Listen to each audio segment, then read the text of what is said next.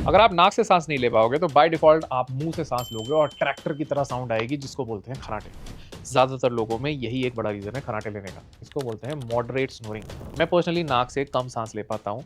उसके लिए मैं सब कुछ ट्राई कर चुका हूँ और ये दो चीजें मेरे लिए बेस्ट काम करी है। एक है ये मैग्नेटिक स्ट्रिप जो आराम से नाक पे अटैच हो जाती है यूजिंग मैग्नेटिक पॉइंट्स। दूसरी है ये चिपकने वाली स्ट्रिप। ये मैं रात को यूज करता हूँ सोते टाइम, क्योंकि ये उतरती नहीं है और ये मेरे नेजल एयरवे को ब्रॉड करके रखती है, जिससे मेरी नेजल ब्रीथिंग बेटर हो जाती है। अगर आपको इन दोनों स्ट्रिप्स के ब्रांड्स के बारे में जानना है तो कमेंट करो फिक्स, और इनके लिंक्स मैं आपके साथ शेयर कर दूंगा। ये फिर से एक सस्ता और एक इजी फिक्स है मॉडरेट स्नोरिंग के बारे में। और अगले एपिसोड में मैं डेविएटेड नेजल सेप्टम के बारे में बात करने वाला हूँ, जो एक बाय बर्थ डिफेक्ट है। उसके बारे में जानने के लिए अभी फॉलो कर लेना।